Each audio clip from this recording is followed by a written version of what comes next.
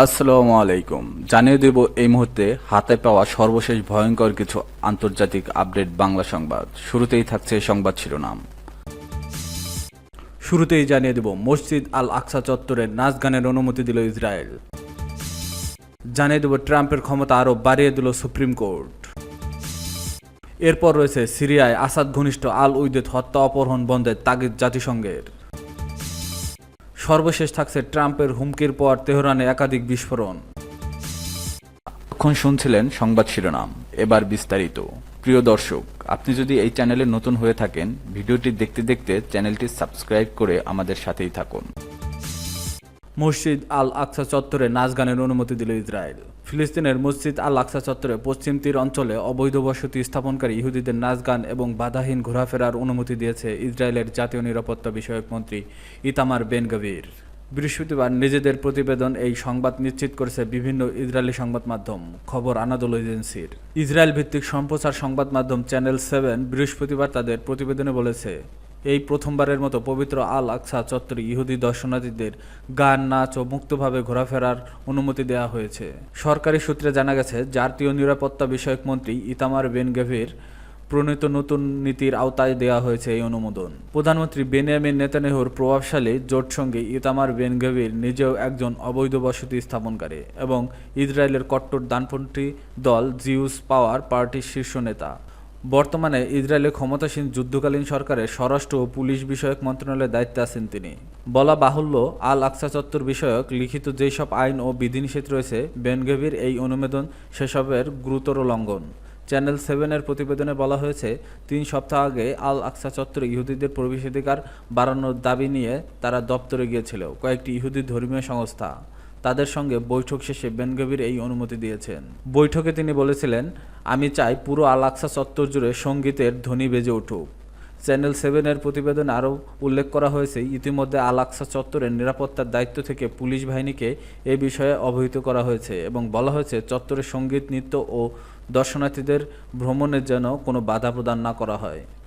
মন্ত্রণালয় থেকে যদিও এখন পর্যন্ত এই ইস্যুতে আনুষ্ঠানিকভাবে কিছু জানানো হয়নি, তবে 2022 সালে বেন গাভির ইসরায়েলের জাতীয় নিরাপত্তা বিষয়ক মন্ত্রী হওয়ার পর থেকে আল আকসা চত্বরে বসতি স্থাপনকারী আইন ও বিধিনিষেধ ভাঙার প্রবণতা বেড়েছে। ইসলামের প্রাথমিক যুগে মুসলিমদের নামাজের কেবলা ছিল আল আকসা মসজিদ। পূর্ব জেরুজালেমে অবস্থিত এই মসজিদ ও তার আশপাশের এলাকা 1967 সালের আরব ইসরায়েল যুদ্ধের পর থেকে ইসরায়েলের দখলে আসে। পরে 1980 সালের দিকে সমগ্র পূর্ব জেরুজালেম দখল করে নেয় ইসরায়েল। তবে আন্তর্জাতিক সম্প্রদায় এখনও পূর্ব জেরুজালেমকে ইসরায়েলের ভূখণ্ড হিসেবে স্বীকৃতি দেয়নি। ট্রাম্পের ক্ষমতা আরও বাড়িয়ে দিল সুপ্রিম কোর্ট। মার্কিন প্রেসিডেন্টের নির্বাহী আদেশ আটকে দেওয়ার কথার ক্ষেত্রে ফেডারেল বিচারকদের ক্ষমতা সীমিত করে দিয়েছে দেশটির সুপ্রিম কোর্ট। এর ফলে ডোনাল্ড ট্রাম্প অবৈধ অভিবাসী ও অস্থায়ী ভিসাধারীদের সন্তানদের জন্মসূত্রে নাগরিকত্ব বন্ধে যে আদেশ জারি করেছিলেন, সেটি কার্যকর হওয়ার পথ প্রশস্ত হয়েছে। প্রেসিডেন্ট ট্রাম্প একে বিশাল জয় হিসেবে আখ্যায়িত করেছে। যুক্তরাষ্ট্রের নাগরিক নন এমন ব্যক্তি বা অবৈধ অভিবাসীদের সন্তানদের জন্য জন্মসূত্রে নাগরিকত্ব বন্ধে নির্বাহী আদেশ কার্যকরের যে উদ্যোগ নিয়েছিল ট্রাম্প, সে বিষয়ে এই মামলাটি হয়েছিল। সুপ্রিম কোর্টের রুলিংয়ের ক্ষেত্রে রক্ষণশীল বলে পরিচিত বিচারকরা ট্রাম্পের পক্ষ নিয়েছেন। তবে তারা বলেছেন যে তারা জন্মসূত্রে নাগরিকত্ব নিয়ে ট্রাম্পের উদ্যোগের বিষয়টি দৃষ্টি দেননি, বরং তারা মোটা দাগে প্রেসিডেন্টের কার্যক্রমের উপর আলোকপাত করেছেন। যুক্তরাষ্ট্রের কেউ জন্মগ্রহণ করলেই তিনি স্বয়ংক্রিয়ভাবে দেশটির নাগরিকত্ব পেয়ে যান। ট্রাম্প এটি বন্ধ করার কথা বলেছেন।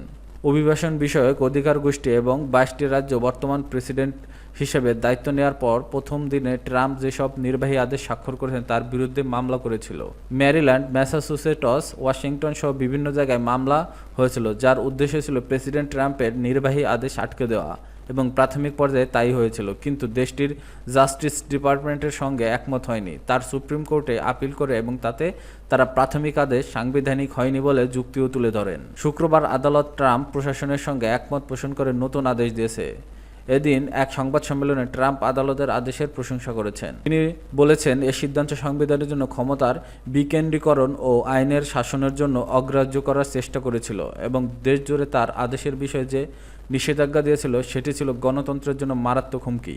দ্বিতীয় মেয়াদে ক্ষমতায় ফেরার প্রথম দিনেই ট্রাম্প তার এজেন্ডা বাস্তবায়নে নির্বাহী আদেশ জারি শুরু করেছিলেন। শুক্রবারের ওই সংবাদ সম্মেলনে অ্যাটর্নি জেনারেল পাম বন্ডিও উপস্থিত ছিলেন। তিনি বলেন, আদালতের এই সিদ্ধান্তের অর্থ হলো বিচারকরা ট্রাম্পের নীতি আটকে দিতে পারবেন না।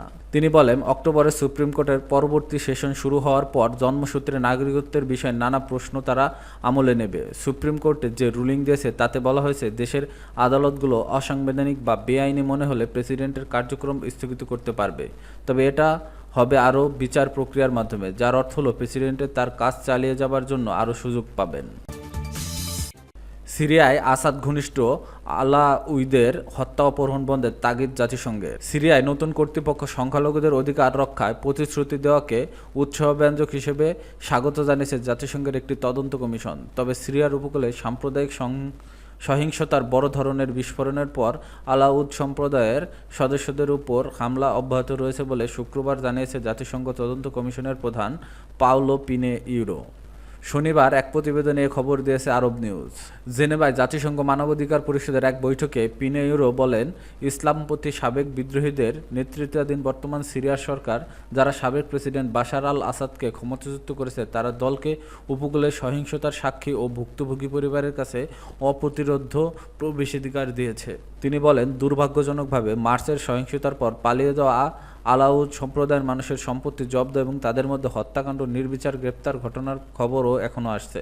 পিনেরো জানান, তারা কমিশন এই বসন্তে অজ্ঞাত ব্যক্তিদের দ্বারা কমপক্ষে 6 জন আলাউদ নারীর অপহরণের ঘটনা নথিভুক্ত করেছে, যাদের মধ্যে 2 জন এখনও নিখোঁজ রয়েছেন। এছাড়াও আরও অপহরণের বিশ্বাসযোগ্য রিপোর্ট পেয়েছেন কমিশন। গত রোববার দামেস্কের বাইরে একটি গির্জায় আত্মঘাতী বোমা হামলার পর পিনেরো প্রশাসনালয়ের রক্ষায় আরও পদক্ষেপ নেওয়ার আহ্বান জানান। বহু বছর পর সিরিয়ার রাজনীতিতে এ ধরনের প্রথম হামলার অন্তত 25 জন নিহত এবং অনেকে আহত হন। সিরিয়ার সরকার জানিয়েছে, হামলাকারীদের দায়েশ গোষ্ঠীর একটি সেলের সদস্য ছিল এবং তারা দামেস্কের সাইয়াদা জয়নাব এলাকার একটি শিয়া মাজারের হামলার আরেকটি প্রচেষ্টা ব্যর্থ করে দেয়। পিনেইরো বলেন, উপাসনালয়ে হামলার নিন্দনীয় এবং অগ্রহণযোগ্য। কর্তৃপক্ষকে উপাসনালয় ও হুমকির মুখে থাকা সম্প্রদায়ের সুরক্ষা নিশ্চিত করতে হবে এবং দোষী ও সহায়তাকারীদের জবাবদিহির আওতায় আনতে হবে। গত ডিসেম্বর এক ঝটিকা বিদ্রোহী অভিযানে আসাদ ক্ষমতাচ্যুত হলে প্রায় 1400 বছরের গৃহযুদ্ধের অবসান ঘটে। মার্চের সিরিয়া উপকূলে আসাদপন্থী সশস্ত্র গোষ্ঠী এবং নতুন সরকারি নিরাপত্তা বাহিনীর মধ্যে সংঘর্ষের পর প্রতিশোধমূলক হামলায় শত শত বেসামরিক নাগরিক নিহত হয়, যাদের বেশিরভাগই আসাদ ঘনিষ্ঠ আলাউদ সম্প্রদায়ের। পিনেইরো জানান, মার্চের ঘটনার আগেও হামা ও হোমস প্রদেশের গ্রামগুলোতে প্রতিশোধমূলক হামলা রয়েছে। জানুয়ারির শেষের দিকে সেসব সাবেক সৈনিক ও নিরাপত্তা বাহিনীর সদস্য আসাদের অধীনে অস্ত্র সমর্পণ করে সাধারণ ক্ষমায় আসার সেটেলমেন্ট প্রক্রিয়ার অংশ নিয়েছিলেন। তাদের নির্যাতন ও হত্যা করা হয়েছে। ট্রাম্পের হুমকির পরে তেহরানে একাধিক বিস্ফোরণ। ইরানের রাজধানী তেহরানের পশ্চিমাঞ্চলে ইসলাম শহরে একাধিক বিস্ফোরণের শব্দ শোনা গেছে। অঞ্চলটিতে সঙ্গে সঙ্গে আকাশ প্রতিরক্ষা ব্যবস্থা চালু করা হয়। প্রত্যক্ষদর্শীদের সোশ্যাল মিডিয়ার বরাত দিয়ে শনিবার ইরান ইন্টারন্যাশনালে লাইভের প্রতিবেদনে তথ্য জানানো হয়। তবে ঠিক কী কারণে এই বিস্ফোরণ হয়, এতে কী পরিমাণ ক্ষয়ক্ষতি বা হতাহতের ঘটনা ঘটে, সেই সম্পর্কে বিস্তারিত কিছু জানায়নি সংবাদ মাধ্যমটি। ইরান ইন্টারন্যাশনাল পোস্ট করা ভিডিওতে দফায় দফায় বিস্ফোরণের শব্দ শোনা গেছে, সেই সঙ্গে আকাশে আলোর ঝলকানিও দেখা গেছে। এর আগে 12 দিনের সংঘাত শেষে গত 24 জুন ইসরায়েলের সঙ্গে যুদ্ধবিরতি কার্যকর হয়। যুদ্ধবিরতির পরেও উভয় দেশের এক অপরের বিরুদ্ধে যুদ্ধবিরতি লঙ্ঘনের অভিযোগ এনেছে। সেই সঙ্গে ইরান দাবি করছে, যুদ্ধবিরতি হলেও ইসরায়েল যে কোনো সময় হামলা চালাতে পারে। এদিকে ইরানের আবারও বোমা হামলার হুমকি দিয়েছে মার্কিন প্রেসিডেন্ট ডোনাল্ড ট্রাম্প। তিনি বলেছেন, ইরান পারমাণবিক অস্ত্র তৈরির উপযোগী মাত্রায় ইউরেনিয়াম সমৃদ্ধ করতে সক্ষম হলে দেশটিতে আবারও বোমা হামলা করা হবে। শুক্রবার হোয়াইট হাউসে এক সংবাদ সম্মেলনে তিনি কথা বলেন। এর আগে ন্যাটো সম্মেলনে এক সাংবাদিক ট্রাম্পকে প্রশ্ন করেছিলেন, তেহরান যদি আবার পারমাণবিক কার্যক্রম শুরু করে, যুক্তরাষ্ট্রকে আবার বোমা বর্ষণ করবে? ট্রাম্প সরাসরি জবাব দেন, অবশ্যই। এই মুহূর্তে ইরান কিছুই সমৃদ্ধ করতে চায় না, তারা কেবল ঘুরে দাঁড়াতে চাইছে।